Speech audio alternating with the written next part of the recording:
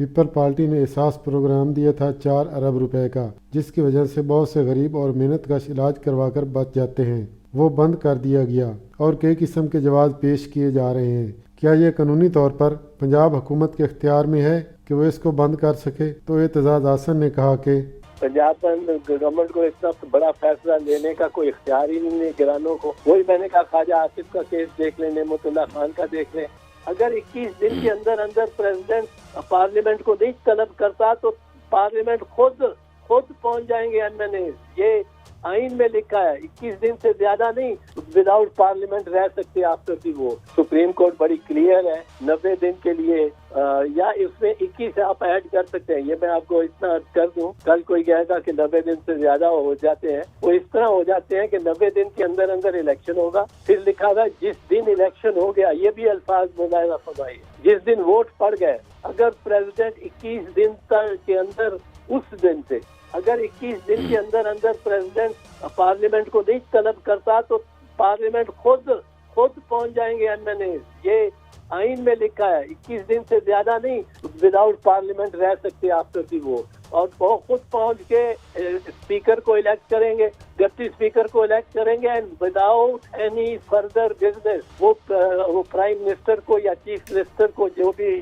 تحلیل ہوئی ہوئی اسمبلی ہے اس کو وہ الیکٹ کریں گے۔ ایک لفظ ہے کانڈونیشن یا انڈیمنیفائی، یعنی کسی غلطی کو درگزر کرنا، نظر انداز کرنا، عدالتی حکم ہو کہ چلو اس کو چھوڑو۔ دوسرا ہے آتھرائز کرنا، اختیار دینا۔ اب اس میں ذرا میری گزارش سن لیں۔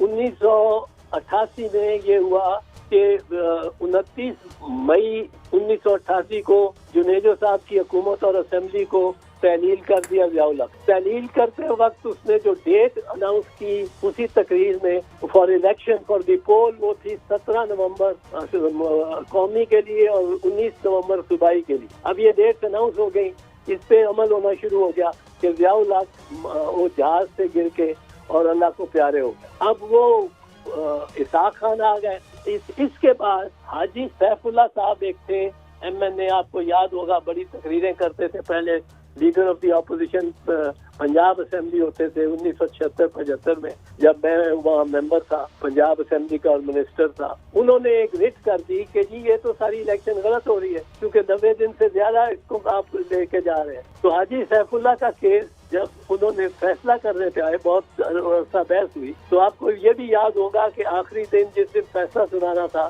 سپریم کورٹ نے بلوا لیا باقاعدہ فارملی جنیجو صاحب کو بھی، اور جنیجو صاحب کے ساتھ وہ آؤٹ رائڈر جو پرائم منسٹر کے آگے پیچھے چلتے ہیں وہ سب آ گئے، اس خیال سے کہ پرائم منسٹر بحال ہو رہا ہے جنیجو۔ لیکن رات کو کہیں سے پیغام آ گیا، تو وہ ججمنٹ جو سیف اللہ کی ہے اس میں 300 صفحے ہیں جو کہتے ہیں کہ یہ سب انلیگل ہے، 90 دن سے زیادہ کرانا، یہ ساری اسمبلی انلیگل ہوگی، یہ جو 90 دن سے زیادہ اپنے ہوگی، اور پھر کہتے ہیں کہ لیکن اب چونکہ الیکشن تقریباً ہوا چاہتا ہے، لوگوں کے کروڑا روپے لگ چکے ہیں، ریاست کے لگ چکے ہیں، پولنگ سٹاف وغیرہ، پولنگ ایجنٹ وہ بن چکے ہیں، پولنگ سٹاف کی تربیت ہو گئی ہے، تو آپ اس کو چلنے دیں۔ یعنی کنڈوم کیا، آتھرائز نہیں تھے کر سکتے، اور یہ نہیں سپریم کورٹ کہہ سکتا جاؤ میں نے آپ کو اجازت دی آپ 90 دن سے زیادہ لگا لیں۔ ہاں وہاں لگ گئے جب 90 دن سے زیادہ تو کنڈون کیا۔ اسی طرح بی بی شہید کے وقت بھی ہوا۔ بی بی شہید کے وقت آپ کو یاد ہوگا 27 دسمبر کو ان کی شہادت ہوئی،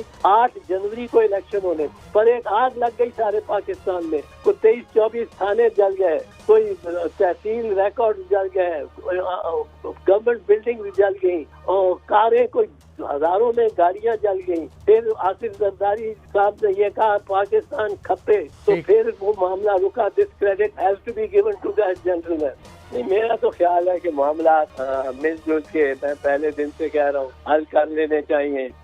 جو پرچے مثال کے طور پہ میں نے کل بھی کہا ہماری طرف سے ہوئے ہیں شیخ رشید پہ کہ اس نے بڑی ناروا فضول القاب سے نوازا ہے چیئرمین بلاول کو، اس نے بالکل بےہودہ باتیں کی ہیں۔ میں شیخ کی گرفتاری کے خلاف ہوں، بالکل خلاف ہوں۔ شیخ کو نہ اس طرح گرفتار کیا جا سکتا ہے، نہ کرنا چاہیے، نہ کوئی یہ بات ہے کہ گرفتار کرو کہ اس نے بات کی ہے۔ بات کرنے پہ زبانی کتنا زخم لگ سکتا ہے، بہت زخم، شاید ویسے لگنے کو تو स्कोप से भी ज्यादा गहरा जख्म लग सकता है, पर वो जख्म इस किस्म का नहीं है कि आप उस पे फिजिकल सजाएं देनी शुरू करते हैं। लेकिन ये कहते हुए कि मैं शेख के की गिरफ्तारी के खिलाफ हूँ, लेकिन उसकी जो जबान उस पर इस्तेमाल की है वो बड़ी बेहुदा जबान अगेंस्ट चेयरमैन बिलावल। इतना जुल्म और नाइंसाफी है, इसको सबसे पहले रोका भी। आपको दिलचस्प बात बता दूं, मैंने, आपको याद होगा कोई 3 साल कोविड से पहले की बात थी, कोविड शुरू होने वाला था कि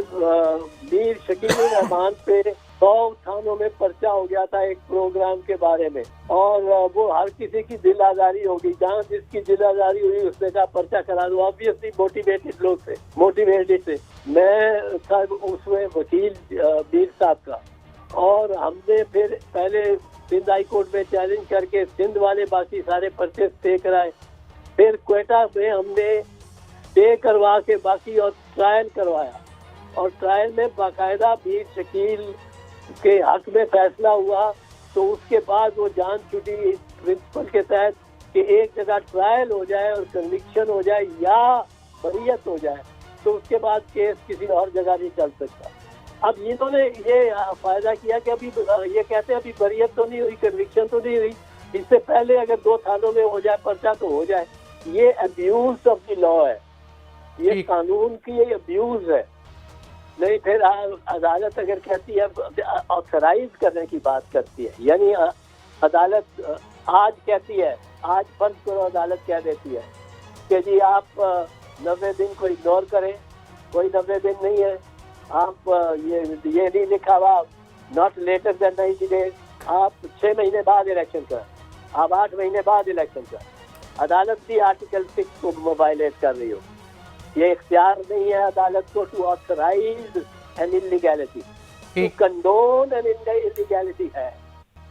कंडोन का है जब पोस्ट एक्ट हो, और आर्टिकल 254 है 254 इसका सहारा ले रही है गवर्नमेंट कि जी उसमें लिखा है अगर कोई काम सही काम हो जाए लेकिन मियाद से बाहर हो तो उसको दरगुजर करना चाहिए। यही अदालत ने कहा है, यही मैं कहता हूँ। लेकिन 254 में भी आप इजाजत नहीं दे सकते। आप बाद खराबी इख्तियार उसको हकायक को देखते हुए, हकायक को हकीकतों को सामने रखते हुए आप कंडोन कर सकते